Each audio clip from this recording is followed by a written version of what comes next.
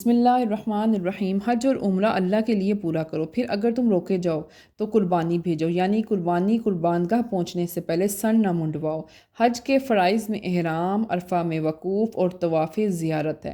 قربان گاہ یعنی جہاں ذبح کا حکم ہے اور حرم میں مخصوص ہے، بیرون حرم قربانی نہیں ہو سکتی۔ پھر اگر تم میں سے کوئی بیمار ہو یا کسی کے سر میں تکلیف ہو یا کسی وجہ سے سر منڈوانے پر مجبور ہو جائے تو اس کو فدیہ دینا ہوگا، 3 یا 6 مسکینوں کو کھانا کھلانا ہوگا، یا قربانی بکرے یا دمبے کی جو سال سے کم نہ ہو اس کی کرنی ہوگی۔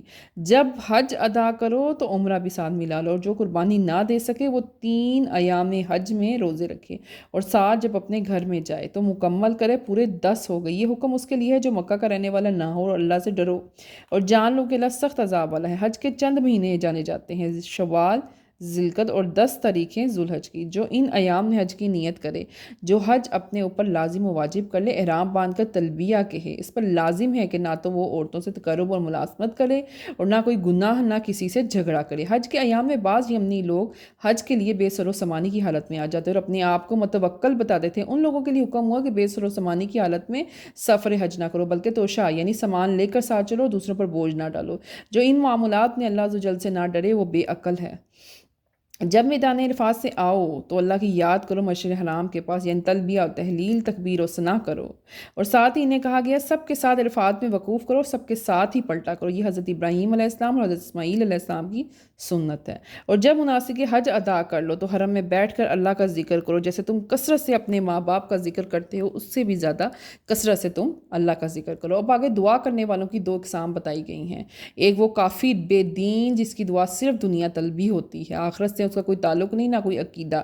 دوسرے وہ جو ایماندار، دنیا اور آخرت دونوں کی بہتری اپنی دعا میں طلب کرتے ہیں، انہیں بشارت دی گئی ہے انہیں دونوں جگہ پر ان کے عملوں کے موافق ملیں گے۔ یعنی مومن محض دنیا کا طالب نہیں ہوتا بلکہ دنیا اور آخرت دونوں کی بہبودی طلب کرتا ہے۔ زمانہ جاہلیت میں 2 قسم کے حاجی ہوتے تھے، ایک وہ جو غیر عرفات کے موقف سے فارغ ہوتے ہی جلدی چلے جاتے تھے، دوسرے جو وہاں پہ ٹہرے رہتے تھے۔ تو ایک دوسرا جو طبقہ ہوتا تھا وہ پہلے والے کو گناہ گار کہتا تھا، اور پہلا طبقہ دوسرے والے کو گناہ گار کہتا تھا۔ پھر اس بات کی تصریح بیان کر دی گئی کہ کوئی چاہے پہلے چلا جائے یا بعد میں، کوئی گناہ نہیں، دونوں پر۔ حضور پر نور صلی اللہ علیہ وسلم نے فرمایا حج اور عمرہ گناہوں کو ایسے دور کرتا ہے جیسے بھٹی لوہے کی میل کو۔ آگے مشرکوں اور منافقوں کا ذکر ہے کہ جو حضور صلی اللہ علیہ وسلم کی خدمت میں حاضر ہو کے بہت لجاجت سے میٹھی میٹھی باتیں کرتے تھے اور اپنے اسلام اور حضور صلی اللہ علیہ وسلم سے محبت کے دعوے دار تھے، اس دعوے پر قسمیں کھاتے تھے، پردہ فساد انگیزی کرتے تھے، کہیں مسلمانوں کے مویشی ہلاک کرتے، کہیں کھیتوں کو آگ لگا کر تباہ کر دیتے تھے، اور جب ان سے کہا جاتا تھا اللہ سے ڈرو تو وہ اور گناہ کی ضد کرتے تھے۔ ایسوں کے لیے دوزخ کافی ہے جو بہت بڑا بچھونا ہے۔ اور بعض لوگ وہ ہیں جو اللہ کی راہ میں جہاد کرتے ہیں، اپنا سب کچھ اللہ کی راہ میں قربان کر دیتے ہیں، اور اللہ اپنے بندوں پر مہربان ہے۔ اے ایمان والوں، اسلام میں پورے داخل ہو جاؤ، شیطان کے بہکاوے میں نہ آنا، وہ تمہارا کھلم کھلا دشمن ہے۔ اور اگر اس کے بھی بعد بھی تمہارے قدم ڈگمگا گئے جبکہ تمہارے پاس روشن واضح کام آ چکے تو تم تب بھی تزلزل کا شکار ہوئے، تو جان لو اللہ تعالیٰ زبردست حکمت والا ہے۔ کیسا ہوگا وہ اللہ کا عذاب جو آئے گا چھائے ہوئے بادلوں میں سے، فرشتے اتریں گے، حکم نافذ ہو جائے گا، اور بے شک سب کاموں کا لوٹنا اللہ ہی کی طرف ہے۔ اب آگے بنی اسرائیل جو خاص مدینہ کے رہنے والے ہیں کہ ہم نے کتنی ہی روشن نشانیاں انہیں دیں، تو جو اللہ کی نعمتوں کو بدل دیں ان پر بہت سخت اللہ کا عذاب آنے والا ہے۔ کفار کے ذہن میں دنیا ہی سب کچھ ہے، وہ غرور میں اپنے آپ کو اونچا سمجھتے تھے۔ یہ دنیا پرست کافر جہنم واصل ہوں گے۔ پہلے سب لوگ ایک ہی دین پر تھے، پھر ان میں اختلافات ہو گئے اور سب الگ الگ ہو گئے، پھر ان کو بتانے اور سمجھانے کے لیے بہت سے انبیاء کرام آئے، کتابیں نازل ہوئی جس میں ان کے لیے واضح احکامات، روشن دلیلیں اور کھلی آیات تھیں۔ اب آگے ان لوگوں کا گمان ہے، ان لوگوں کا ذکر ہے کہ ان لوگوں کو گمان ہوا کہ ہم دنیا میں بھی مزے میں تھے اور آخرت میں بھی ہم جنت کے حقدار ہیں۔ ان کو بتایا گیا ان سے پہلے لوگوں نے اتنی تکلیفیں جھیلی، اتنی پریشانیاں، مصیبتیں کاٹی، تو یہ ان لوگوں سے زیادہ کیسے جنت کے حقدار ہو گئے۔ اب آگے اپنا مال خرچ کرنے کا بیان ہے کہ خرچ کرو، اپنے ماں باپ پہ خرچ کرو، اپنے بہن بھائیوں پہ خرچ کرو، قریبی رشتہ داروں پہ خرچ کرو، مسکینوں اور ضرورت مندوں پہ خرچ کرو، اور جو تم بھلائی کرو گے نا کسی کے ساتھ، اللہ اس سے بہتر جانتا ہے۔ اب آگے کہا گیا ہے کہ تم پر جہاد فرض کر دیا گیا ہے جسے تم ناگوار سمجھتے تھے۔ بہت سی باتیں ایسی جو تمہیں ناپسند ہے جبکہ وہ تمہارے حق میں بہتر ہیں، اور بہت سی باتیں ایسی ہیں جو تم پسند کرتے ہو تمہارے حق میں بہتر نہیں، بے شک اللہ ہی جانتا ہے، تم نہیں جانتے۔ آگے حرمت والے مہینوں میں لڑنے سے منع فرمایا ہے۔ حرمت والے مہینے محرم، رجب، ذی القعدہ اور ذی الحج، لیکن اگر کافر ان حرمت والے مہینوں میں لڑے تو تم مسلمان اپنے دفاع کے لیے جنگ کر سکتے ہیں؟ ان کا جواب دے سکتے ہیں اگرچہ اس مقدس مہینوں میں جنگ بری ہے، لیکن جو باتیں کفار کرتے ہیں وہ اس سے بھی زیادہ بری ہیں۔ وہ مسلمانوں کو بہکانے کی ہر وقت کوشش کرتے ہیں، وہ مسلمانوں سے ہمیشہ عداوت رکھتے ہیں، پر وہ ہمیشہ ناکام ہوتے رہیں گے۔ اور جو کوئی اپنے دین سے پھر گیا کسی مجبوری سے، کسی ڈر سے، تو وہ حالت کفر ہی مرے گا، اس کا ٹھکانہ جہنم ہوگا اور وہ ہمیشہ اپنی سزا بھگتے گا۔ اور جو لوگ ایمان لائے، انہوں نے اللہ کی راہ میں ہجرت کی اور اللہ کی راہ میں پڑے رہے، یہ وہی رحمت الہی کے امیدوار ہیں۔ وہ اللہ تعالیٰ بخشنے والا اور مہربان ہے۔ آگے شراب اور جوئے کا بیان ہے کہ جو بہت بڑا کبیرہ گناہ ہے، ان دونوں سے منع فرمایا گیا، ان دونوں میں بڑے گناہ ہیں، دنیاوی نفع اور گناہ اس سے بڑا ہے۔ آگے صدقے کا بیان ہے کہ اگر تمہارے پاس ضرورت سے زیادہ ہے، یعنی اتنا کہ تمہاری ضروریات کے بعد بچ جائے، تو صدقہ کرو، صدقہ ہر بلا سے بچاتا ہے۔ آگے یتیموں کے بارے میں بیان ہے کہ یتیم تمہارے بھائی ہیں، ان کا مال اپنے ساتھ ملا لو، یہ تمہارے بھائی ہیں، ان کے متعلق اللہ نے تمہیں مشقت میں نہیں ڈالا، بے شک اللہ سب کچھ جاننے والا ہے۔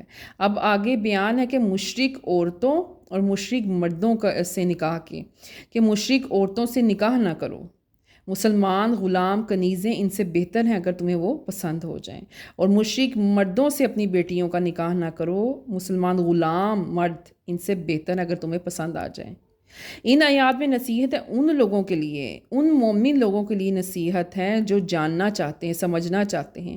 اب آگے حیض کے ایام کے بارے میں بیان ہے کہ دور رہو اپنی عورتوں سے، ان ایام میں یہ اذیت دینے والے ایام ہیں، عورتوں سے جمع حرام ہے ان ایام میں۔ قرآن کریم نے ان ایام کو موذی قرار دیا ہے، ان ایام نے عورتوں سے اعتزال کا حکم دیا ہے، جب تک عورتیں پاک نہ ہو جائیں ان ایام میں ان کے پاس جانا حرام ہے، دنیاوی کاموں کے علاوہ، یعنی مباشرت۔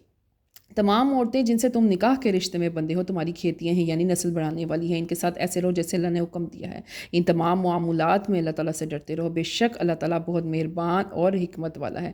عورتوں کے معاملات میں قرآن کریم نے تقویٰ کی تاکید فرمائی، ہر حال میں اللہ عز و جل کو یاد رکھو اور اللہ کے نام کو اپنی قسموں کو نشانہ نہ بناؤ، احسان، تقویٰ اور کسی نیک کام یا بھلائی کے کام میں اللہ کی قسم مت کھاؤ، بے شک اللہ تعالیٰ سننے والا اور جاننے والا ہے۔ اور اگر کوئی غلطی سے زبان کے پھسلنے سے قسم کھا لے تو کوئی گناہ نہیں، کیونکہ اللہ تعالیٰ بہتر جانتا ہے جو کچھ تمہارے دلوں میں ہے اور جو کچھ تم ظاہر کرتے ہو۔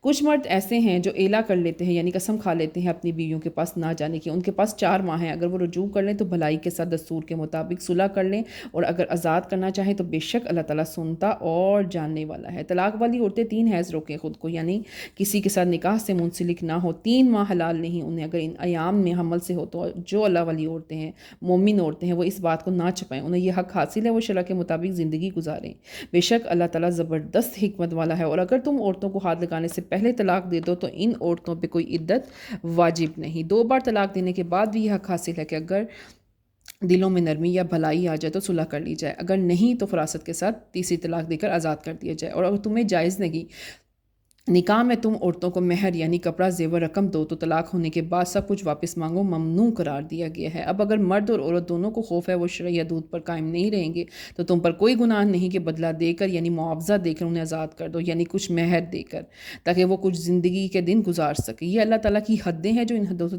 تجاوز کرتا ہے، جو ان حدوں سے تجاوز کرتا ہے وہ ظالم ہے۔ تیسری طلاق کے بعد عورت حلال نہ ہوگی جب تک وہ حلالہ نہ کر لے، یعنی دوسرے مرد سے نکاح، پھر اس کے ساتھ صحبت، پھر عدت، اور پھر پہلے شوہر سے نکاح کرے۔ یہ حدیں ہیں اللہ تعالیٰ کی جو بیان کرتا ہے وہ جاننے اور سمجھنے والوں کے لیے۔ اور جب تم عورتوں کو طلاق دو، ان کے ایام میں عدت ختم ہونے کے دن قریب ہوں تو اگر دل میں نرمی آ جائے تو بھلائی کے ساتھ روک لو ان کو، اور اگر آزاد کرنا چاہو تو دستور کے مطابق آزاد کر دو۔ اللہ کے احسان یاد کرو، اس کی آیتوں کا مذاق مت بناؤ۔ اللہ تعالیٰ نے کتاب و حکمت اتاری تمہارے لیے اور تمہیں نصیحت دی، بے شک وہ سب کچھ جانتا ہے۔